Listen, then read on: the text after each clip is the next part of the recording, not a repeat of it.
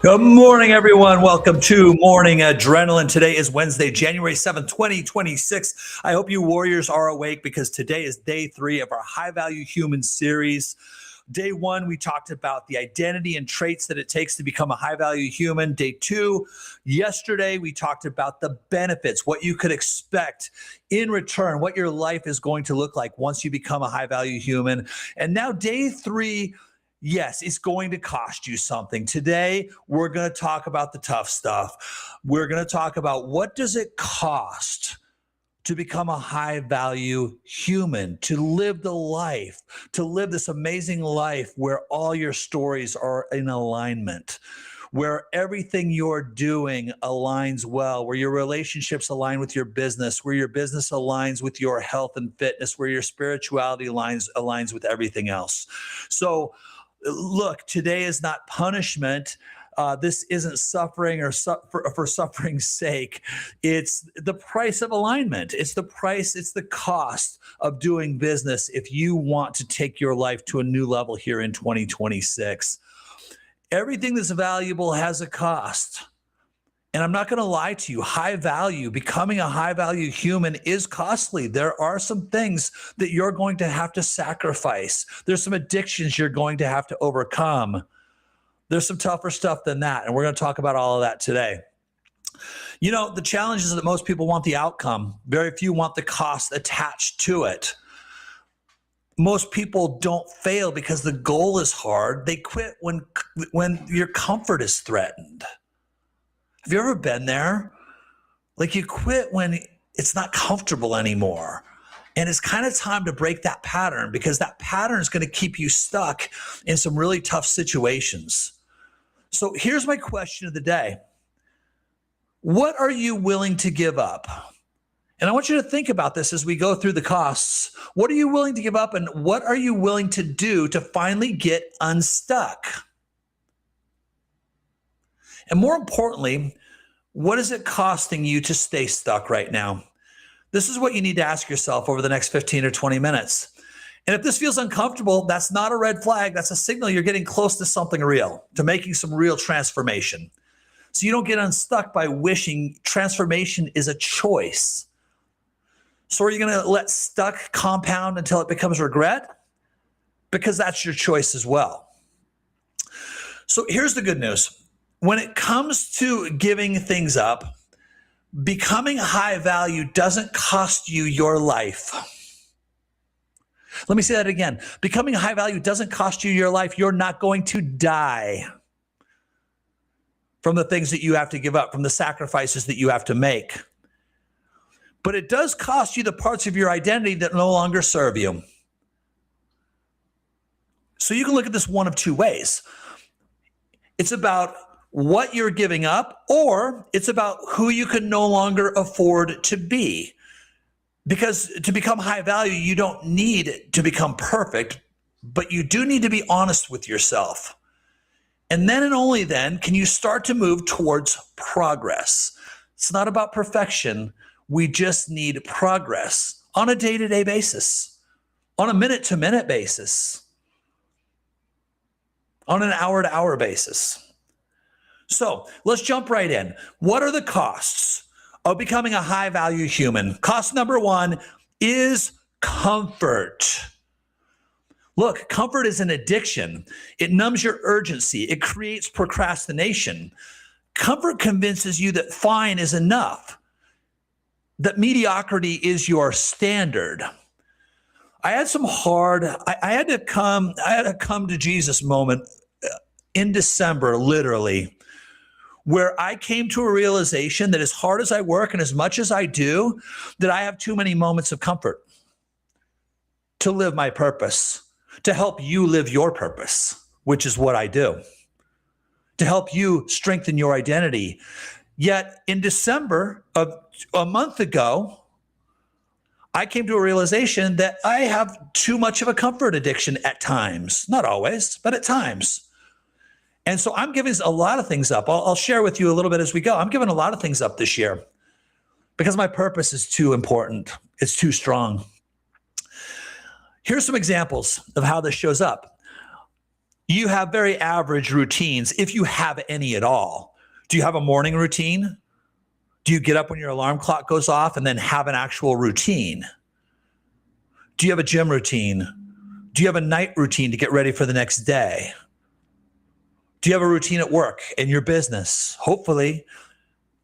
If you don't, that's how it shows up. Here's another way. You avoid hard conversations, or you ignore anything that takes any effort whatsoever. So comfort keeps people entertained while life passes them by. If it never costs you discomfort, it never changes you. Let me say that another way. If you're not uncomfortable, your purpose isn't big enough yet. So are you willing to give up the addiction of comfort? If it means coming to the absolute best version of yourself, of course. Cost number 2, it's going to cost you your old identities. You cannot build a new life with an old identity. Now, you might have some strong versions of yourself. You may have some identities that you really like, that you really relate to, that are productive for you. But you have a lot of identity in you that's not useful at all. Remember, I said I think the most valuable identity, self-identity you can have, is that of a high-value human. See, some versions of you have to be retired. Do you really want to continue to be the people pleaser, the procrastinator, the victim, that victim part of your mindset, that version of you that every time something goes wrong, it's somebody else's fault, the timid, weak person, the person that lacks confidence and charisma? Do you really want to be stuck there? See, I don't want you to fix who you've become. You need to release who you've become. So remember the last 2 days, we talked about stories of your life and writing new chapters, turning the page. And every new chapter requires the death of an old, useless, beaten up, and battered identity. That's how you create a new chapter. You build new identity. You build new purpose. You make moves. You put your body in action to do bigger and better things for yourself, your family, your business, your God. Cost number 3. Ooh, this one's going to hurt, guys. This is going to hurt some of you. Are you sure you're ready for it? Not everyone can come with you. It's going to cost you relationships. You know the saying, you are who you surround yourself by. Or maybe you've heard your net worth is your network. In order to align with a new powerful identity, you'll have to distance from those that you want to keep you stuck there. See, some people aren't just misaligned, they're toxic to your growth. So here's what that could look like. When people see a better version of you, they feel threatened. When you share a new idea, they discourage it. When you change habits, they mock your consistency.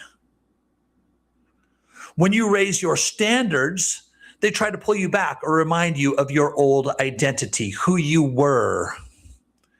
They try to convince you that that's who you are, even though that was programmed probably going all the way back to when you were 5 years old. It's not who you are at all, just who you were programmed to be. So they may say things like, I don't recognize you anymore. To which you should respond, by the way, great. See, not everyone that knew the old version of you deserves access to the new you once you have rebuilt yourself back up. And there's going to be people, they don't hate the new you, your confidence, your ideas, your newfound ambition, but they fear what's going to be required of them. What does that mean to me? Do I have to change? So here's a truth bomb. Toxic people don't always attack directly. They use things like sarcasm, doubt, realism, quote unquote, air quotes, or they might even just joke around about it. But they're dead serious. They're dead serious. Here's another thing that you have to look out for is discouragement is often disguised as concern. So look, this isn't, Leaving people behind isn't you being arrogant, and it's not even trying to isolate. It's just finding people that are more aligned with your current self and your current mission and your current purpose. So what you're doing is you're building a new awareness and a self-protection to be sure nobody can hold you back. So you don't outgrow people by wishing, you outgrow them by changing, but you know you arrive when your peace replaces what was once noise. Cost number 4, instant gratification. Yeah, we live in an instant gratification society for sure. Everybody wants things right now. Hey, I put a post up on social media. I need 1,000 likes immediately.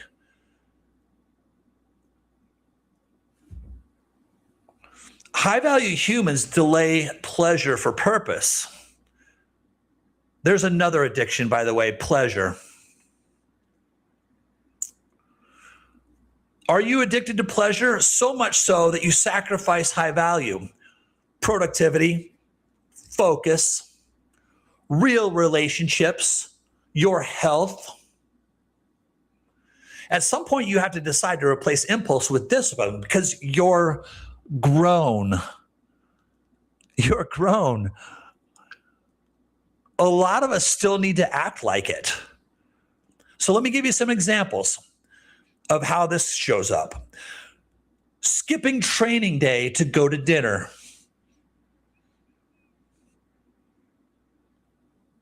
Yeah, instead of burning calories, I'm going to add calories.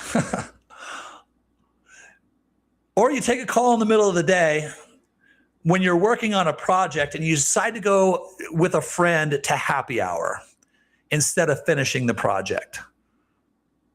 So instead of being productive, I'm going to drink. I'm going to give myself pleasure. Having trouble at home and talking to someone that you shouldn't be instead of working on your relationship. See, discipline is choosing what you need over what you want right now. But here's the thing, when you master your impulses, you strengthen your high value human identity, which I'm going to show you how to build on Friday. Cost number 5. Here's another good one that's going to hurt some of you. It's going to cost you your victimhood. It's going to cost you your tribe, which kind of goes back to leaving people behind. You will no longer have a use for tribalism, victimhood, or blame of others for your circumstances, for your actions, for where you're at in life, for where you're going in life. Look, I know, I get it. We're all brought up differently with different circumstances. We were brought up in different neighborhoods with different families, with different income backgrounds. We went to different schools. We had different financial situations. The list goes on. But have you ever met someone that has the same background as you, that's far more successful? See, that's the person that you need to follow because they blazed the trail. They've shown you what's possible. Call them a victim, see what happens next. Those are fighting words. Don't ever call somebody a victim because of their race, because of their sex, because of anything about them. Do not assume somebody is a victim because you say that to the wrong person. You say that to the person that's worked themselves out of that situation, they will knock you out. Here's the other option. You could follow the victims who are also showing you what's possible. All the people that might currently be in your tribe. I'm not saying they are, but it's possible. You can live a life of agony and defeat along with them that they're never going to outgrow. And here's the worst part. They pass it down through generations. Their victimhood, their disparity, their sorrow, their financial situation is going to be generational unless they also find their new identity that pulls them out of that. And the high value human identity just happens to be the best because it encompasses everything. See, most oppressed Americans, I know it sounds a little like an oxymoron, right? Oppressed Americans. Have you ever been out of the country? Have you ever been to Haiti?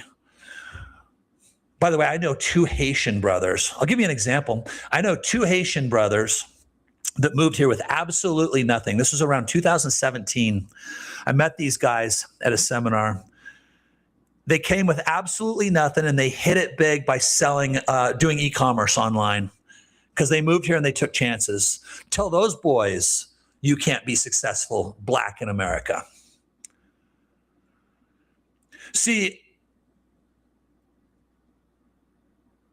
the people that you know that are in victimhood are too busy following the crowd that wants to keep them in the victimhood tribe because it's comfortable. There's that word again, the dreaded comfort addiction.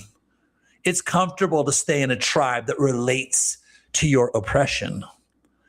Unfortunately, we live in a culture that rewards victimhood, and it's often reinforced through tribalism and groupthink. Then, so follow the process. People blame their past for their present. Then they project that into their future and they call it reality. Remember on day one, I said tribalism is the breeding ground for groupthink? See, tribalism creates identity by association, not by reality. Belonging becomes more important than truth, and responsibility gets outsourced to the group. Victimhood isn't self-learned, it's learned inside of a tribe. So let me ask you this, because here's the important question out of all of this. Who's counting on you to pass down success, confidence, wealth, health, empowerment? Do you have kids? Do you have grandkids? Are you planning to have kids? Do you have nieces, nephews? Who's counting on you to pass down success and an abundance mindset, a high-value human mindset? Are you going to be the next in line to pass down generational disparity, or will you choose to break the pattern and finally step into your high-value self? Not just for yourself, but for the people around you. So here's the question, what are you waiting for? The time isn't tomorrow. That's comfort and procrastination. You have to put the wheels in motion now. There is no other time. You're hearing this now. Put the wheels in motion now. Friday, I'm going to show you how. Listen, your past may explain your story up until now, but it doesn't get to write the next version of you. It doesn't get to write the next chapter if you deny it. You see, your environment matters, and this is why some people have to go. Not just people, by the way. This is why excessive social media, constant news consumption, negative groupthink has to be reduced, but really it has to be removed. You can't live with it any longer because it's going to kill you. You can't build a high-value identity while marinating in low accountability environments. Victimhood thrives where groupthink replaces personal responsibility. So your only path to freedom is having autonomy of your own thoughts and emotions. And that's why you have to leave some people and some of the groups you're involved with, your tribe, behind. Cost number 6. We touched on this a little, so I'm not going to go deep. Complacency and procrastination. Have you ever gotten to a place where complacency and procrastination feel safe? Together, they quietly keep people stuck. But here's the truth. Well, let me back up. Have you ever asked somebody how they're doing, and their answer is, I'm fine, I'm okay, I'm not dead? Actually, if that's your response, you kind of are. You're complacent. So how about replacing it with, I'll sleep when I'm dead? How about replacing it with that mentality? I'll sleep when I'm dead because I got shit to do. Unfortunately, most people don't quit at the starting line. They quit when results start demanding consistency. Cost number 7, you're going to have to put some time into working on yourself. Yep, becoming high value does cost you some time. It's going to cost you some reflection, some self-awareness, being honest with yourself. What does your life look like right now? Where are your weaknesses? And probably some daily self-work. Now, look, when I say daily self-work, don't freak out. I'm not talking about hours per day. I'm just talking about intentional minutes and consistency. And oh, by the way, it might not even be daily. It might be daily to start, but down the road, it's just a maintenance program for you. That's what I teach you to do. Make it a maintenance program. Pick it up when you need it. Leave it when you don't, because you're already operating at a high level. See, if you don't invest time in bettering yourself, eventually you're going to do it on life's terms.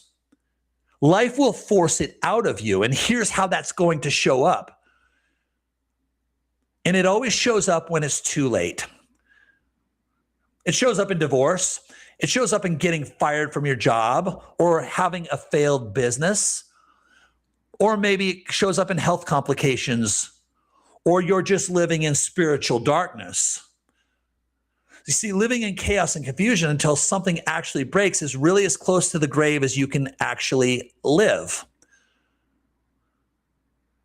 The small time you invest in yourself daily saves years of frustration later. Do you guys remember the life hack that I talked about yesterday? If you want to add years to your life, if you want to add time to your life is probably a better way to say it. The life hack I talked about yesterday, if you want to add time to your life, be more productive with the time that you have. If you go days and days and get nothing done, time is passing you by. Don't look back and say, I wish I would have. Look back and say, I'm glad that I did.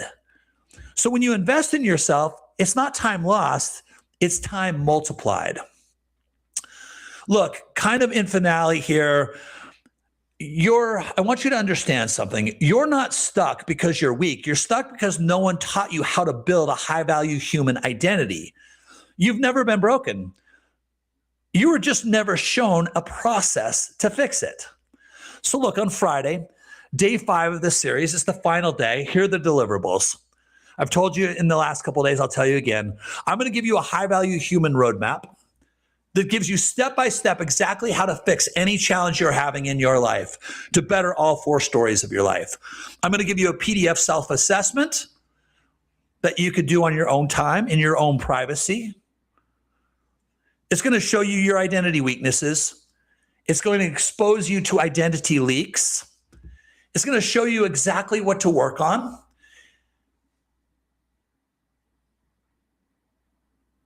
Clear execution